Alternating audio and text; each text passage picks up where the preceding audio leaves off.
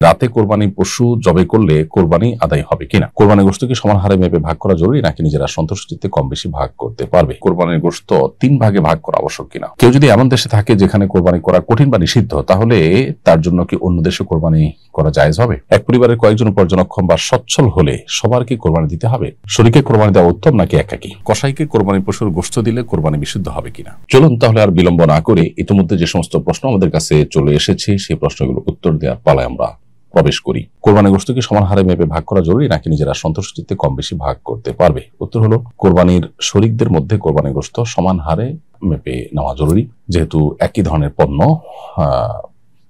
সবাই নিচ্ছেন, এক্ষেত্রে সমান সমান হওয়াটা জরুরি।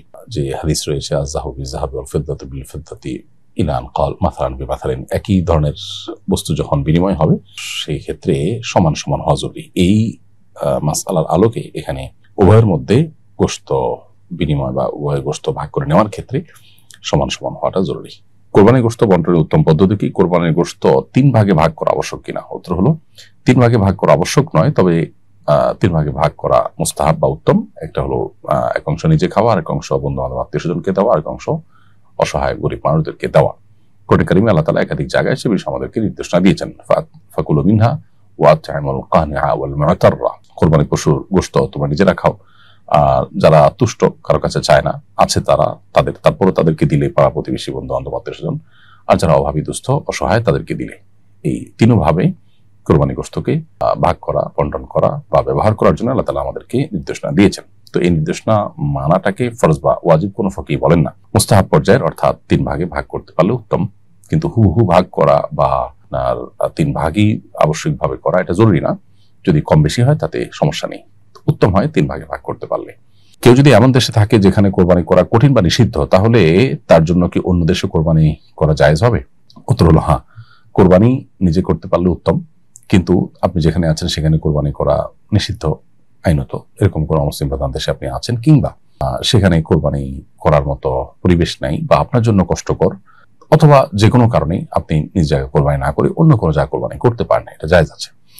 সেক্ষেত্রে আপনি নিজ দেশে বা অন্য যেখানে কোরবানি করার জন্য কাউকে দায়িত্ব দিবেন, টাকা দিবেন আপনার তরফ থেকে কোরবানি করবার জন্য, সেখানে লক্ষ্য করতে হবে যে সেখানে কোরবানি করার সময় হয়েছে কিনা। কোরবানি নির্দিষ্ট সময়ের মধ্যে কোরবানির যে শর্তগুলো আছে সেখানে সবগুলো প্রযোজ্য হবে। ধরুন দেশে কোরবানি হবে, তাহলে দেশে কোরবানির দিন হতে হবে, কোরবানি ঈদের নামাজের পরে কোরবানি হতে হবে, নির্দিষ্ট সময়ের মধ্যে, অর্থাৎ ঈদের দিন বা ঈদের পরে 2 দিনের মধ্যে কোরবানি হতে হবে। এই বিষয়গুলো যথারীতি আপনাকে মেনটেন করার ব্যাপারে খেয়াল রাখতে হবে। এক পরিবারের কয়েকজন উপার্জনক্ষম বা সচ্ছল হলে সবার কি কোরবানি দিতে হবে? পরিবারের একাধিক সদস্য নেশাব পরিমাণ সম্পত্তির মালিক হলে সকলকেই কোরবানি দিতে হবে, এটাই ফুকাহা হানাফের মত। যদিও এ বিষয়ে হাম্বলি ফকিহ তথা সৌদি আরবের উলামা কেরামের মত ভিন্ন। কোন কোন হাদিসে আছে পুরো পরিবারের উপরে, একটা পরিবারের উপরে একটি উদহিয়া আবশ্যক হয়। সেই হাদিসের উপর ভিত্তি করে তারা বলেন যে একটা ফ্যামিলিতে যিনি মূল কর্তা, যার উপরে সবাই ডিপেন্ডেন্ট বা সবার অন্যান্য খাতে উপার্জন থাকলেও বা নিজস্ব সম্পদ থাকলেও ফ্যামিলির মূল কর্তা তিনি, সবার পক্ষ থেকে কোরবানি একটা করলে আদায় হয়ে যাবে, এটি তাদের বক্তব্য। উভয় পক্ষে দলিল যুক্তি প্রমাণ আছে কম বেশি। নবী করিম সাল্লাল্লাহু আলাইহি সাল্লামের সময় পরিবার ব্যবস্থাপনা কেমন ছিল, এখন আমাদের পরিবার ব্যবস্থাপনা কেমন, বিশেষ করে এখন একটা পরিবারে, বিশেষ করে আমাদের দেশের বাস্তবতা দেখা যায় যে 4-5 লোক উপার্জনক্ষম সবাই একটা যৌথ পরিবারে থাকে। আরবের এই কালচারটা তখনও ছিল না, এখনো ওরকম নেই। প্রাপ্তবয়স্ক হয়ে গেলে উপার্জন করা শুরু করলে, বিশেষ করে বিবাহ শাদী করে ফেললে আলাদা আলাদা হয়ে যায়। তো ফুকাহা হানাফের মত বা হানাফি মাযহাবের মত হলো যে একটা পরিবারের কয়েকজন ব্যক্তি উপার্জন করলে বা উপার্জন করে যদি সচ্ছল হয়, নেশাব পরিমাণ সম্পদের মালিক হয়, তাহলে সবার উপরে কোরবানি বর্তাবে। শরীকে কোরবানি দেওয়া উত্তম নাকি একাকী?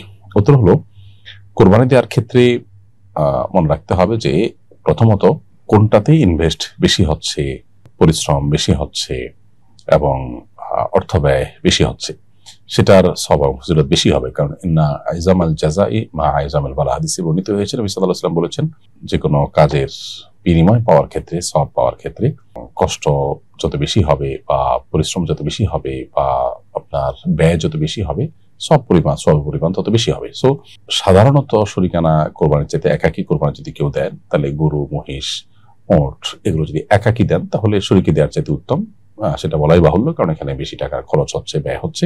আবার ছাগল দেওয়ার ক্ষেত্রে সাধারণ অবস্থাতে আপনার একটা ছাগল এটার চাইতে যদি কোনো গরুর একটা শরীকে টাকা বেশি যায়, গোশতের পরিমাণ বেশি হয় এবং সব মিলিয়ে যদি সেখানে তার অংশগ্রহণটা বেশি থাকে, তাহলে সেটা উত্তম হবে।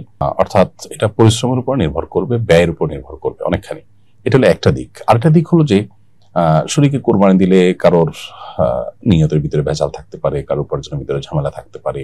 এগুলোর কারণে যদিও মূল কোরবানি হতে কোনো অসুবিধা হবে না, তারপরেও সমান হারে মাপ যোগ হলো কিনা এবং সেখানে কোনো প্রকার হেরফের হলো কিনা, এই জাতীয় যে শঙ্কাগুলো আছে, সেই সমস্ত শঙ্কার বিবেচনা করলে একাকি দেওয়া উত্তম, সেটা ছাগল দিয়ে হলেও।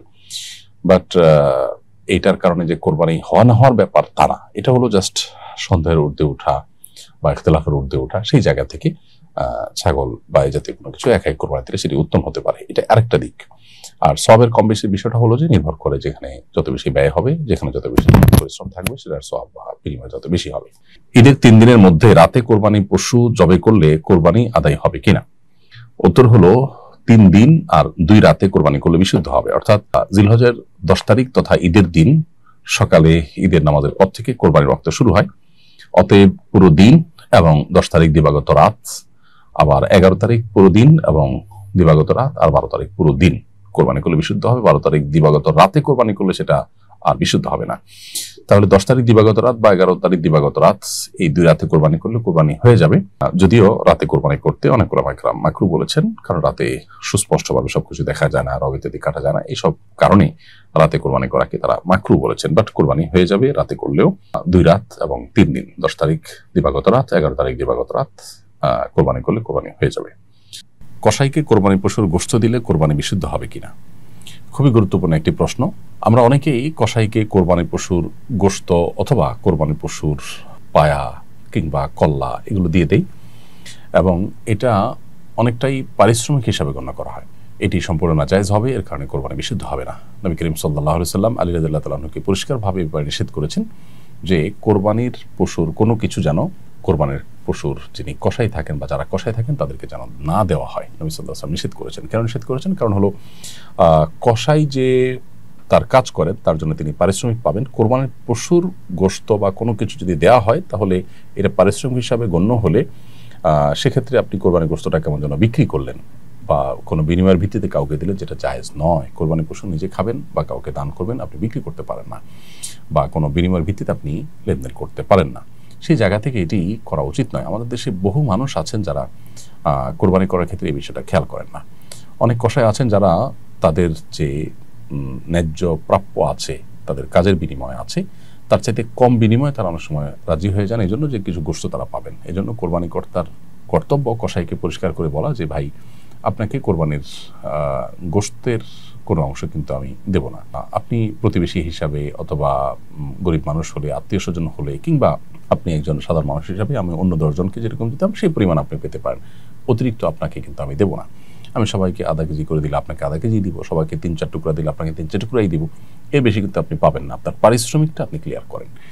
তো এইভাবে আলোচনা যদি চূড়ান্ত না করা হয়, বরং বিষয়টা উজ্জ্বল থাকে, অথবা কোনোভাবে আপনার গোশত দিয়ে পারিশ্রমিকের অংশকে আপনার লেভেল করা হয়, তাহলে সেটা কিন্তু জায়েজ হবে না। এই বিষয়টা আমাদের বিশেষভাবে খেয়াল করা দরকার। সন্দেহাতীতভাবে কসাই গরিব, যেমনটি বলছিলাম, গরিব প্রতিবেশী বা সাধারণ মানুষ হিসাবে অন্য 10 জনকে যেরকম দেন সেই হারে যদি দেন সেটা ভিন্ন বিষয়। অতএব বিষয়টা আমাদেরকে বিশেষভাবে খেয়াল রাখতে হবে।